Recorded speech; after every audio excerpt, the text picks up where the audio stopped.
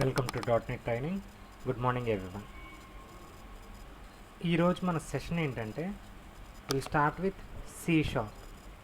Okay, C sharp అనే కాన్సెప్ట్ని మనం స్టార్ట్ చేద్దామండి. సి షార్ప్ మనం ఎక్కడ చేస్తాము అంటే if we take a 3-tier architecture.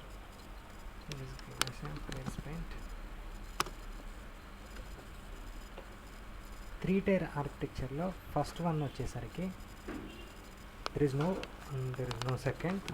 For our purpose we'll call it as first one and second one.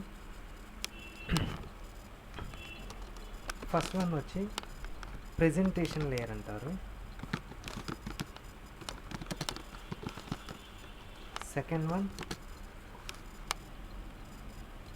Application layer.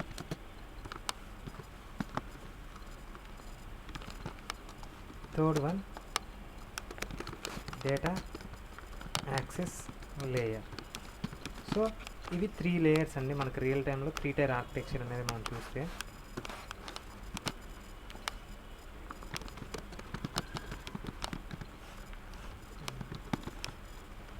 Okay, ఈ ప్రెజెంటేషన్ లైన్నే యూజర్ ఇంటర్ఫేస్ అంటారు.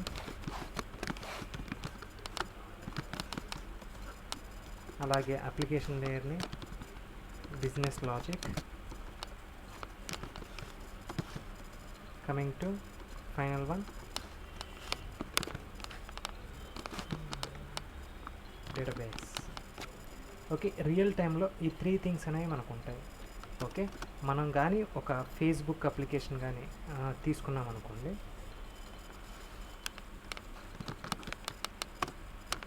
ఓకే, మనం ఏదైతే చూస్తామో that is called UI. Okay, మనకి యూఐ అంతా విజిబుల్గా ఉండేది UI.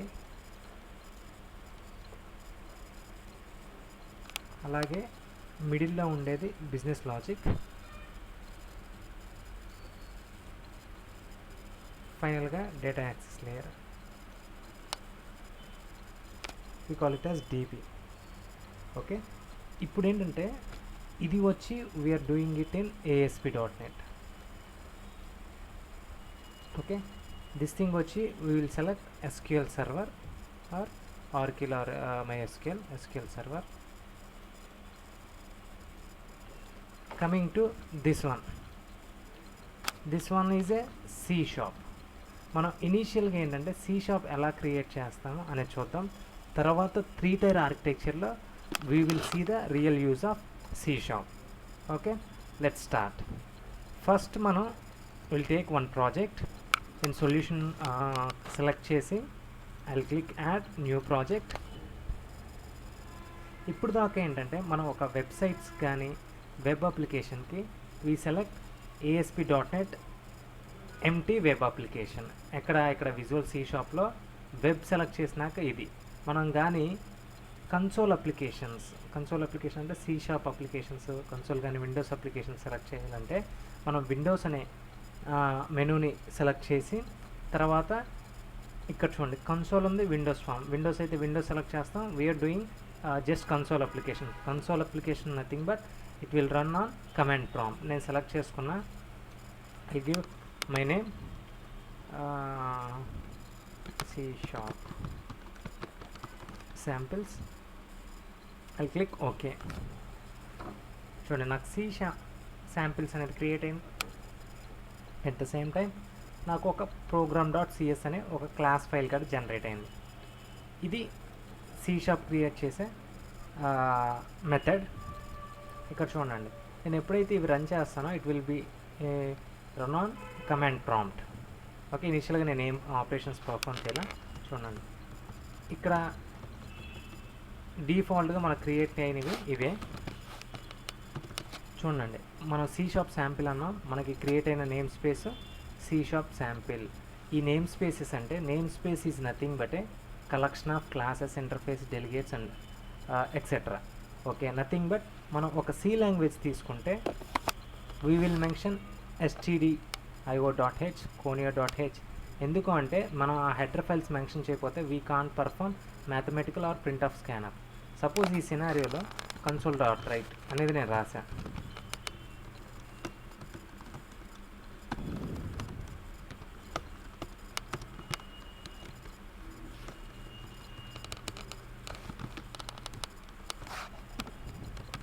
నేను రన్ చేస్తాను ఆ ప్రోగ్రామ్.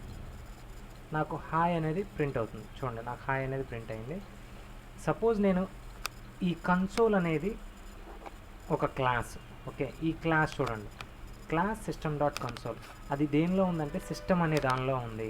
ఇక్కడ చూడండి, నేను ఫస్ట్లో సిస్టమ్ అనేది ప్లేస్ చేశాను. సపోజ్ నేను ఇది కానీ రిమూవ్ చేస్తాను అనుకోండి. Suppose initially don't need all of them, system is enough. చూడండి, ఇప్పుడు నేను కానీ ఈ సిస్టమ్ అనేది తీసాను అనుకోండి, ఈ .NET విజువల్ స్టూడియోకి కన్సోల్ అనేది ఏంటో తెలియదు. ఏంటంటే దానికి సంబంధించిన హెడర్ ఫైల్ అనేది missing. We call it as name space. నేను ఎప్పుడైతే యూజింగ్ సిస్టమ్ అని పెడతానో నాకు ఎర్రర్ అనేది పోతుంది. చూడండి, నాకు ఇప్పుడు రెడ్ మార్క్స్ అనేవి పోయాయి. సో ఇవేంటంటే వీటిని నేమ్ స్పేసెస్ అంటారు. ఓకే, ఇక్కడ మెన్షన్ చేసే అన్నిటిని నేమ్ స్పేసెస్ అంటారు. అదే సీలో హెడర్ ఫైల్స్ అంటారు, జావాలో ప్యాకేజెస్ అంటారు. కమింగ్ టు ఇక్కడ మీరు ఎప్పుడైతే ఒక ప్రాజెక్ట్ క్రియేట్ చేస్తారో మీ నేమ్ మీద ఒక నేమ్ స్పేస్ క్రియేట్ అవుతుంది.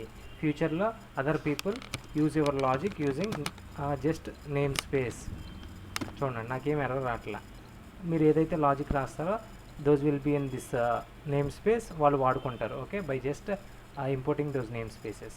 ఇక క్లాస్ అనేది ఏంటంటే డిఫాల్ట్గా మీకు ఒక క్లాస్ అనేది క్రియేట్ అయింది. Program class contains one main method. మనకి మన ప్రోగ్రామ్ రన్ అవ్వాలంటే కన్సోల్లో ఫస్ట్ మెయిన్ మెథడ్ సెర్చ్ చేసుకునేది.